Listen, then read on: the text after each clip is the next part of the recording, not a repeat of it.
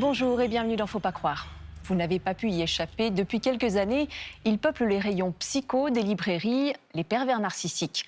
Derrière cette étiquette, il y a des personnes qui tissent des relations de mensonges, de manipulation et qui exercent une emprise sur leur entourage. Alors, comment faire face à la perversion? C'est la question à laquelle répond notre invitée d'aujourd'hui. Bonjour Lita Basset. Bonjour. Vous êtes philosophe et théologienne et vous allez puiser dans les textes bibliques des ressources pour faire face à la perversion. C'est le titre de votre dernier livre qui a été publié chez Albin Michel. Le plus souvent, on dit que face à la perversion, au pervers narcissique, il faut fuir. Vous dites, on peut faire face. Pourquoi ? C'est-à-dire qu'il y a à peu près 80 titres en français sur la perversion narcissique. Puis ça m'a beaucoup frappé que le conseil récurrent, c'est il faut partir le plus loin possible en courant. Et je me disais, mais il y a peut-être quand même moyen de réagir, de faire face, en effet. Et ça m'a été comme inspiré de relire les 4 évangiles en regardant, au fond, toutes les fois où Jésus s'est trouvé confronté à des comportements pervers et comment il avait fait face lui-même. Il y a aussi des personnages qui font face dans ces évangiles et comment ça nous inspire, ça nous donne des outils et ça vient en quelque sorte mobiliser nos ressources spirituelles très profondes. Même si on a beaucoup d'outils psychologiques, quelquefois ça cale et on a besoin d'aller plus profondément dans ce potentiel spirituel que tout un chacun a. Oui, c'est vraiment la particularité de votre livre, c'est de donner des outils spirituels, justement. Oui. Alors, avant d'aller un peu plus loin dans l'exploration de ce livre et des conseils que vous donnez aussi, je vous propose de regarder le témoignage d'une femme qui a vécu dans une relation de perversion avec son compagnon. C'est la chanteuse Sonia Grimm. Regardez.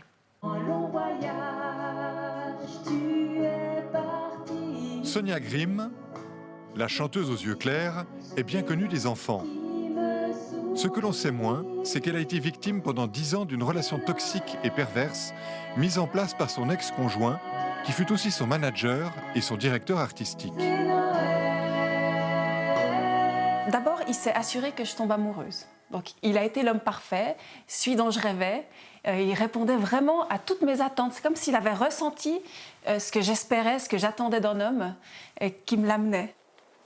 Donc, tout d'un coup, il y a un mot déplacé. Par exemple, un jour, il m'a dit « Il est dégueulasse ton café », que je l'avais apporté au lit. Mais à côté, tout le reste était délicieux, juste avant, juste après. Et je me disais, bon, c'est peut-être parce qu'il va mal, qu'il me parle mal. Et j'essayais de faire en sorte qu'il aille bien, en réalité. Qu'est-ce qui s'est passé pour que ça devienne l'enfer ? Alors en fait, c'est un glissement qui se fait de manière tellement subtile et de manière tellement progressive qu'on ne s'en rend même pas compte. En fait, on ne voit pas à quel moment ça bascule dans l'intolérable. C'est surtout des humiliations, du rabaissement. L'épuisement fait beaucoup partie aussi de leur technique, en fait. C'est-à-dire que je travaillais entre 12 et 14 heures par jour, avec toute la pression qu'il y a quand on monte des spectacles et qu'il faut que ce soit prêt à temps. Et la nuit, ils me réveillaient. Donc régulièrement, il fallait que j'aille chercher des factures parce qu'ils ne les trouvaient pas dans le bureau, ou des choses comme ça, où il fallait qu'on parle. Et le but, c'était vraiment, je pense, de m'épuiser parce qu'en fait, quand on est épuisé, on n'a pas la force de se rebeller et on n'a plus le jugement. On perd le bon sens, en fait. On est juste dans la survie. Il me disait qu'il était capable de tuer quelqu'un si un jour on l'énervait. Et ça, c'est toutes des espèces de menaces cachées que je n'avais pas prises pour moi, qui ensuite se sont avérées m'être directement adressées en réalité. Alors qu'il parlait d'autres personnes. Mais le message, je l'ai bien reçu. Puis il me disait, si t'es pas heureuse, t'as qu'à me le dire, puis je te quitte. Mais ça, c'est parfait, parce qu'en réalité, du coup, je ne pouvais plus lui faire part de mon mal-être, puisque j'ai peur qu'il me quitte. Puisque moi, j'étais pas prête. C'est le jour où il s'est retourné contre mon fils avec de la haine, que ça m'a ouvert les yeux et que j'ai dit, maintenant, il faut que je le quitte. Parce que tout ce qui était contre moi était plus ou moins gérable, acceptable, mais contre mon enfant, c'était pas possible. Caroline Rison est experte en aide aux victimes de relations toxiques. Elle exerce depuis 7 ans à Genève. Pour elle, la définition d'une relation perverse est très claire. C'est une relation dans laquelle l'un va demander à l'autre d'abdiquer sur certains aspects de sa personnalité dans le seul objectif de lui nuire, de le dévaloriser, de l'humilier, voire même de le détruire. C'est une relation de sujet à objet et de dominant à dominé. Alors, on oscille entre 2 et 4% de la population sur ce phénomène de manipulation perverse. Je pars du principe que si on a ça comme statistique, on pourrait voir les doubler, voire même les tripler, puisqu'il s'agit là que des personnes qui osent parler. Il y a une omerta autour de ce sujet depuis bien longtemps, et elle continue d'être, notamment dans le milieu de l'entreprise, aussi dans les violences conjugales, même si aujourd'hui on entend quand même la parole se libérer, eh bien le phénomène reste inquiétant. J'ai fait tout un travail sur moi, et aujourd'hui, je remercie la vie d'avoir traversé ça. Parce que ça m'a appris le respect de moi et ça m'a amené à m'aimer.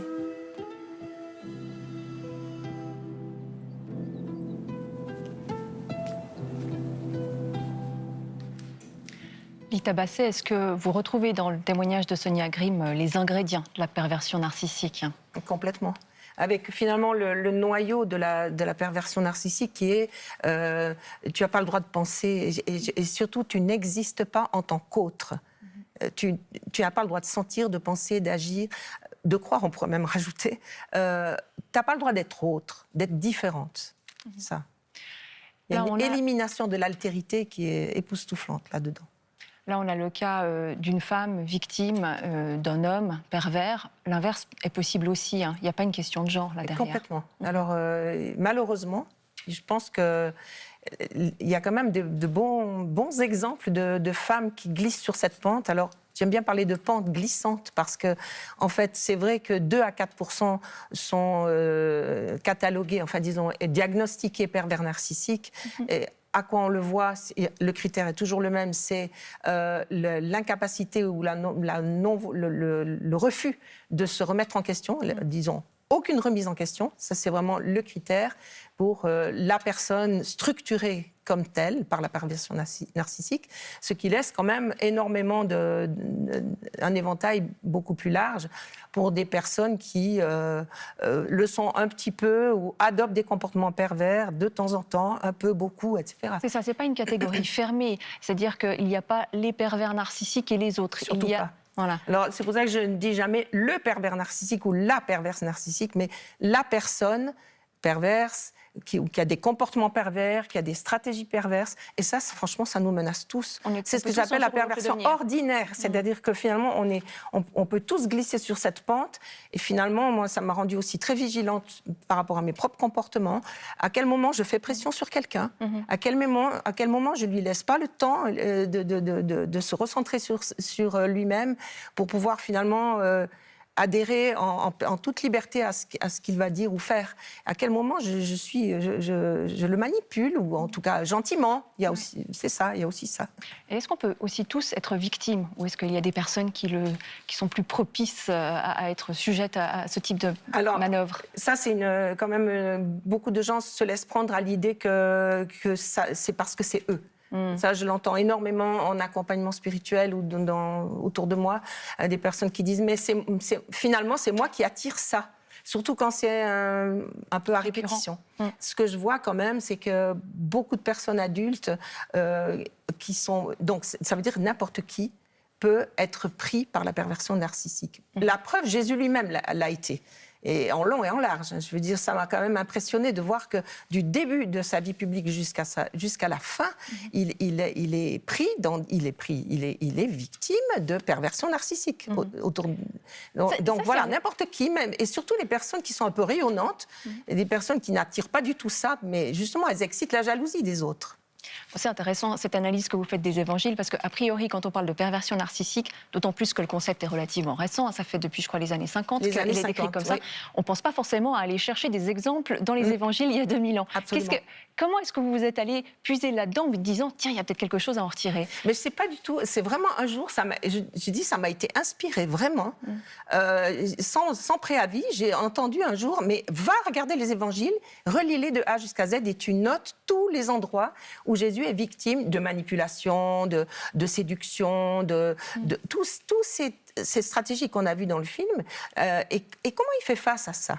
Alors justement, parce que vous faites un peu un catalogue des manœuvres perverses qui sont à l'œuvre, vous parlez notamment de la manipulation, de la séduction, de ceux qui sont peut-être d'ailleurs les plus dangereux, c'est-à-dire les séducteurs sympathiques. Le manipulateur sympathique, exactement. c'est ça. Ou le beau parleur. Exactement. Alors, comment repérer ces comportements-là? Est-ce qu'il faut se méfier de tout et de tout le monde? Alors, la séduction, ça vient du latin seducere, qui veut dire conduire à soi-même. Je trouve que c'est très parlant parce qu'en fait, la personne qui est dans cette séduction et qui est dans cette manipulation va chercher à nous caresser dans le sens du poil pour finalement nous conduire à elle-même et nourrir son propre ego, en quelque sorte. Mais alors, on a des outils pour s'en rendre compte. Et ce qui m'a beaucoup impressionné, c'est que Jésus lui-même a vécu cette séduction. Parce qu'il y a un passage où il est clairement dit que les personnes perverses autour de lui cherchent à le traquer, à le piéger par une parole. Et puis, alors, ils vont lui dire « Maître, nous savons que tu es quelqu'un de vrai et que tu enseignes vraiment en vérité et tu ne te laisses influencer par personne. » Il le flatte. Tu ne te laisses influencer par personne, tu n'agis pas à la tête du client. C'est vraiment un modèle du genre, quoi. Et comment il réagit alors à ça? Et alors, justement, en fait, tout ça est un beau piège, un traquenard, dit l'évangéliste Luc, pour finalement lui poser une question qui est « Est-ce qu'il faut payer l'impôt à César ou pas ?» Donc, César, le roi des Romains, l'occupant, quoi. Alors, c'est un traquenard parce que soit il dit non, il ne faut pas le payer parce que nous, on ne veut pas donner de l'argent à l'occupant, et à ce moment-là, il plonge dans l'illégalité. Soit il dit il faut le payer, et à ce moment-là, il se décrédibilise au niveau des croyants, qui disent il n'y a que Dieu, et on n'a pas d'autre Dieu, on ne va pas s'incliner devant un roi en plus païen. Alors, ce qui est assez fascinant dans l'histoire, c'est que il dit à ce moment-là, et aujourd'hui on appellerait ça de la contre-manipulation, parce que dans les livres en psycho, justement, on a des listes entières de phrases types qui sont des contre-manipulations quand on essaye de nous entortiller. Oui. Et là, il dit rendez à César ce qui est à César et à Dieu ce qui est à Dieu. Ce qui veut dire rendez à César son argent et rendez à Dieu, tout est à Dieu, y compris l'argent de César. Alors, je trouve ça vraiment brillant comme contre-manipulation. Et du coup, il s'en sort très très bien. Mais il a été aussi vraiment confronté à ce genre de comportement, quoi. Il y a une autre manœuvre perverse qui consiste à plonger l'autre dans la confusion, à lui ôter ses repères en quelque sorte. Et là contre, vous dites qu'il y a une possibilité, c'est la différenciation. Qu'est-ce que c'est la différenciation? Alors, peut-être qu'en amont, il y a une ressource spirituelle qui est énorme, qui est de discerner le bon moment. Quand je suis dans la confusion, en tout cas personnellement, c'est ce que je fais. Quand je suis dans un contexte de confusion, je me dis, là, c'est pas mûr, et tu prends aucune décision, et tu ne réponds pas, tu prends le temps. Je pense que là, c'est un atout énorme qui a l'air de rien, mais qui est vraiment une ressource profonde, parce que ça va nous permettre de descendre en nous-mêmes et de retrouver notre équilibre intérieur, de nous retrouver nous-mêmes, alors qu'on est dans une société qui, sans arrêt, fait pression. Il faut réagir tout de suite, il faut répondre tout de suite, il faut donner s'engager tout de suite. Enfin, c'est assez impressionnant, les pressions dans la société dans laquelle nous vivons. Donc, il y a cette ressource de descendre en soi-même et de prendre le temps, ne pas nous laisser voler notre temps. Et de ce fait de se retirer, c'est aussi quelque chose que Jésus pratique beaucoup, de se retirer. Il ne se retirait pas seulement physiquement quand c'était intenable et géographiquement, voilà, mais il se retirait aussi, on peut le faire nous, intérieurement. Et le retrait intérieur, pour moi, c'est une ressource spirituelle énorme. Et dans ce retrait intérieur, je me connecte à qui je suis en profondeur et je me différencie. En effet, c'est-à-dire que je commence à mieux voir dans cette distance ce que l'autre est en train de vouloir comment il est en train de vouloir me manipuler ou m'entortiller. Et je commence à me concentrer sur qui je suis moi, ce que je veux moi. Ce qui est d'autant plus important parce que, comme vous le disiez en début d'émission, la personne qui agit de manière perverse veut nier l'autre, le droit à l'autre d'exister. Donc c'est se retrouver soi-même. C'est se retrouver soi-même, et dans cet endroit où je me retrouve moi-même, il y a quelque chose qui échappe à l'emprise de la personne perverse. Alors ça rejoint tout à fait nos ressources essentielles, c'est-à-dire ce que j'appelle l'ego divin. C'est-à-dire que nous avons cette possibilité de contacter en nous un socle qui est notre enracinement dans l'être. Et le meilleur exemple, c'est quand Jésus est harcelé. Là, c'est plus la manipulation, la séduction, mais c'est le harcèlement. Quand Jésus est harcelé pendant son procès, de questions, bombardé de questions par la foule, par les gens qui viennent témoigner, dire le tout et son contraire. Le grand prêtre qui le bombarde de questions. Tu es qui finalement? Tu es le roi, tu es le Messie, tu es le Fils de Dieu, tu es qui? Grand silence. Jésus ne répond absolument rien. Retrait intérieur, se soustrait intérieurement à tout ce climat de mensonge et de malveillance. Et il sort une phrase absolument incroyable. Moi, je suis. Point. Point. Moi, je suis. Alors, ça veut dire, qu'est-ce que tu peux faire? Qu'est-ce que l'autre peut faire, là, contre? C'est ce que j'appelle mon ego divin, c'est-à-dire, il y a au fond de moi un enracinement dans l'être. Si je vais contacter ça et que je me remets sur ce socle-là, il n'y a plus aucune emprise qui tient là-dessus. Est-ce que vous pouvez donner, parce que l'emprise, c'est le dernier chapitre dans votre livre, on sent aussi une progression de cette perversion qui peut aller jusqu'à l'emprise totale sur l'individu. Jusqu'à la vie même de l'individu. Voilà. Est-ce que vous pouvez donner un exemple peut-être d'une situation, d'une personne que vous avez accompagnée, ou parce que c'est beaucoup fondé sur votre accompagnement spirituel, Oui. Un exemple d'emprise de laquelle une personne a pu se sortir? Alors, je pense à une personne qui est venue et qui régulièrement se remettait dans une relation amoureuse avec quelqu'un qui s'avérait être dans la perversion narcissique. Alors, ce côté répétitif a fini par lui mettre la puce à l'oreille. Elle est venue pour un accompagnement. Puis elle a vu qu'en fond, ça avait été le fil rouge de toute sa vie. Et que, malheureusement, pour elle, ça prenait son origine dans son enfance, dans son climat familial. Puis dans l'accompagnement, elle a pu progressivement voir à quel moment elle se laissait manipuler de nouveau. Enfin, elle tombait dans la séduction. Ouais. Et c'était très impressionnant de voir les prises de conscience qu'elle a faites jusqu'à la dernière en date, où elle a repéré très vite et où elle a confronté. Elle a dit à l'homme en question, « Stop, ça ne m'intéresse pas ». Mais ça fonctionne, c'est-à-dire que la personne qui a l'habitude d'avoir une emprise, etc., elle réagit comment face à ce stop? Mais le pire ennemi de la perversion narcissique, c'est la pensée. Donc quelqu'un qui pense par soi-même et qui dit non, stop, c'est la personne qui est dans un comportement pervers narcissique, ne peut. Alors après, ça peut déclencher la violence, puisque on a malheureusement tellement d'exemples dans l'actualité, enfin ça a toujours été. Et puis Jésus lui-même en a fait les frais, puisque là, il ramassait des pierres pour le lapider, quoi. Et puis finalement, ils l'ont quand même condamné à mort. Ils y sont arrivés. Mais Jésus disait, il arrive, il vient, le chef de ce monde, du monde. Le monde, c'est toujours le monde de la confusion dans des contextes comme ça. Il vient, le chef de ce monde, mais en moi, il n'a rien. En moi, il n'a rien. Ni prise, ni emprise. Donc, et en fait, réellement, vous allez me dire, elle est quand même morte. Ouais. Mais son message, sa vie, sa personne sont encore vivants tant de siècles après. Donc, voilà, en moi, il n'a rien. Il y a un lieu où la perversion s'exerce, en particulier, vous en parlez dans votre livre aussi, c'est le milieu professionnel. Oui. Est-ce qu'aujourd'hui, avec les techniques de management actuelles, aussi la pression de la rentabilité, de la performance, etc., est-ce qu'on a un système qui favorise un peu la perversion sur le lieu de travail? Alors surtout quand c'est une structure hiérarchique. Je dirais que ça favorise énormément parce que j'ai été dans des lieux professionnels où il y avait une structure hiérarchique. Et c'est vrai que ça exerce une pression et du coup, ça favorise que quand il y a des phénomènes de ce genre, maintenant tous les auteurs disent que ce n'est pas une fatalité, que ça ne doit pas tourner forcément à la catastrophe. Il suffit que le dirigeant ou les supérieurs hiérarchiques voient le problème en face, ne soient pas dupes et optent pour dire la vérité. C'est au fond ça, l'arme numéro 1 de la personne perverse narcissique, c'est le mensonge. Donc là où le dirigeant, grâce à sa position de pouvoir, dit la vérité, décide de dire la vérité, ça se passe très bien. Ça, c'est avéré, vraiment.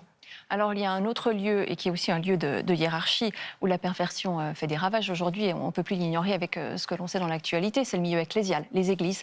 Alors, je vous propose de regarder quelques exemples d'abus qui sont commis sous le couvert de la foi. 2019 aura été l'année des grandes révélations de relations perverses au sein de l'Église catholique. La sortie du film Grâce à Dieu de François Ozon et le procès du cardinal Barbarin mettent en lumière les abus répétés d'un prêtre lyonnais pédophile et leur dissimulation par la hiérarchie. Premier en France, le cardinal, primat des Gaules, est condamné par la justice française à 6 mois de prison avec sursis pour avoir couvert le curé. Le cardinal a fait appel. Aux États-Unis, l'ex-cardinal Theodore McCarrick, ex-archevêque émérite de Washington, accusé d'abus sexuels sur mineurs, est défroqué. Du jamais vu pour un cardinal. En Australie, le cardinal Pell est condamné à 6 ans de prison pour viol sur mineurs. Il est renvoyé du Vatican, dont il était numéro 3 dans la hiérarchie du Saint-Siège.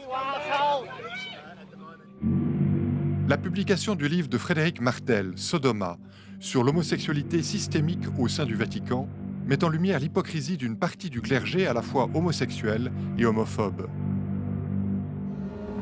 Et puis, Temps présent a coproduit avec Arte une enquête dénonçant le système de prédation sexuelle mis en place par le fondateur de la communauté des Frères de Saint-Jean. Un grand ménage est en train d'être fait dans cette communauté, présente sur plusieurs continents. Comment contrer la perversion érigée en système ? Lors de ses derniers vœux devant la curie, le pape François a promis que l'Église ne laisserait plus jamais impunis les abus sexuels et les crimes des prêtres pédophiles qu'il qualifie d'abominables. Souvent, derrière leur gentillesse démesurée, leur travail impeccable, leur visage angélique, ils cachent sans vergogne un loup atroce prêt à dévorer les âmes innocentes. Cette crise institutionnelle ne touche pas uniquement le clergé catholique. Le scandale rattrape aussi la principale église protestante des États-Unis. 2 quotidiens texans révèlent que depuis 20 ans, 263 membres de la Convention des baptistes du Sud ont commis des abus sexuels sur plus de 700 victimes. Des enfants, pour la plupart. Lita Basset, dans votre livre, vous parlez de ces abus sexuels commis dans l'Église. Vous parlez d'une perversion chrétienne. Qu'est-ce que vous entendez par là ? Est-ce qu'il y a quelque chose de spécifique, finalement ? C'est-à-dire que dans le passé, il y avait eu un livre de Pierre Solignac qui s'intitulait « La névrose chrétienne », où on s'intéressait beaucoup aux dégâts d'un enseignement et d'une pratique ecclésiale, où on dévalorisait les gens depuis la naissance avec l'histoire du péché originel, depuis même leur conception, où on les manipulait énormément dans le sens de tu dois obéir au clergé d'ailleurs. Et où on les menaçait énormément, on les intimidait beaucoup avec la menace de l'enfer, la menace des châtiments divins, etc. Donc ça a été une culpabilisation énorme pendant des siècles. Et je disais que je trouvais qu'aujourd'hui, parce que toutes les personnes qui ont subi tout cela et qui ont dû soigner des névroses dues à leur appartenance au christianisme, aujourd'hui, on devrait maintenant s'intéresser aux personnes qui ont été et qui sont encore actives sur le plan pervers. Oui. Donc, écrire un livre sur la perversion chrétienne. Voilà, c'est peut-être pour un prochain ouvrage. Donc, vous dites aussi que le christianisme, c'est la religion de l'amour. Et pourtant, ce n'est pas du tout un rempart contre la perversion. C'est-à-dire, oui. On pourrait se dire, ben voilà, les bons chrétiens ne devraient pas faire ça quand même. Oui, c'est surtout ce qu'on dit. Oui. C'est ce que j'entends beaucoup. Oh, mais ça se peut pas. Mais pourtant, ils sont chrétiens. Mais c'est pas possible dans un milieu chrétien comme ça. Alors, je rappelle juste que parmi les 12 disciples, qui étaient quand même un milieu protégé, puisque c'était autour de Jésus. Même là, il y a quand même un beau pervers. Enfin, un beau exemple, un bel exemple de perversion, c'est Judas, avec lequel Jésus n'a jamais rompu d'ailleurs. Oui, ça c'est quand même important à dire. Hein. Et donc, il n'y a pas d'endroit protégé pour ça. Donc la religion chrétienne... Une religion de l'amour, on croit toujours que c'est facile. Il n'y a rien de plus difficile qu'un amour non perverti. Parce que notre façon d'aimer, elle est toujours quand même saupoudrée un tantinet de manipulation, de séduction, de harcèlement, de faire pression sur l'autre, d'envahir son territoire. C'est quand même très fréquent. C'est ce que j'appelais la perversion ordinaire. Ouais. Et puis ça se pratique énormément dans les milieux chrétiens, pas plus qu'ailleurs, mais peut-être plus qu'ailleurs, parce qu'on croit qu'on est protégé, justement. Ouais. Parce que nous, on a l'amour. Mais il faut voir quel amour, quoi. Vous dites l'abus spirituel qui est commis dans certaines églises. Il y a l'abus sexuel, mais il y a aussi l'abus spirituel. Quelque part, c'est le pire qui soit. Et je dis que Pourquoi la pire perversion, c'est la perversion religieuse. Ouais. Parce qu'elle... surtout, puisqu'on parlait d'amour, au cœur de l'amour, c'est la vérité. Jésus, quand il parlait du souffle d'amour, il disait « le souffle de vérité vous conduira vers la vérité tout entière ». Or, on fait très bon marché de ça. Et donc, le pire de tout, c'est quand, au nom de ce Dieu-là, qui est le Dieu de Jésus-Christ, on va pratiquer l'omerta, faire des mensonges à tour de bras et occulter la vérité. La personne, d'abord, c'est la confusion totale, et puis surtout, c'est la confusion avec Dieu. Parce que toujours, c'est présenté comme si Dieu cautionnait ça. C'est ça le pire. Alors la personne, elle, surtout quand elle a subi ça enfant, mais même adulte, après, elle est complètement coupée de ses ressources spirituelles, puisqu'on parlait des ressources spirituelles, mais elle en est coupée, puisque c'est même plus crédible. Est-ce qu'on se remet de ça? Est-ce que c'est possible? Alors, Est-ce que vous travaillez là-dessus? j'en ai des exemples tous les jours dans les accompagnements. Et puis, ce qui est assez extraordinaire, c'est comme il y a des personnes qui prennent conscience de leur comportement. C'est le fameux éventail large. Des personnes perverses? Complètement. En fait, je vous donne juste un exemple parce que j'étais à la fin d'une conférence, il y a quand même déjà quelques années, il y a un homme grisonnant qui est venu, qui s'est approché de moi et qui m'a dit « Madame, est-ce qu'on peut s'en remettre ?» Non, elle n'a pas dit ça. Est-ce qu'on peut guérir de ça? Est-ce qu'on peut guérir de Parce que je me suis reconnue dans tout ce que vous avez dit. Et je dis, mais monsieur, vous avez déjà fait 90% du travail, parce que d'avoir pris conscience, ça c'est un grand chapitre, cette histoire de l'inconscience de ce qu'on fait. Mais vous avez pris conscience de vos comportements. Donc vous avez fait presque l'essentiel du travail. Là, bien sûr qu'on peut en guérir, tout à fait. Mais alors, on peut sortir du statut de victime et on peut sortir aussi de la manœuvre perverse. D'un comportement largement pervers, oui, absolument. On va rester là-dessus. Merci beaucoup, Lita Basset, d'avoir participé à cette émission. Et si vous souhaitez y réagir, vous pouvez nous écrire à l'adresse fautpascroire@rts.ch ou alors poster un message sur notre page Facebook.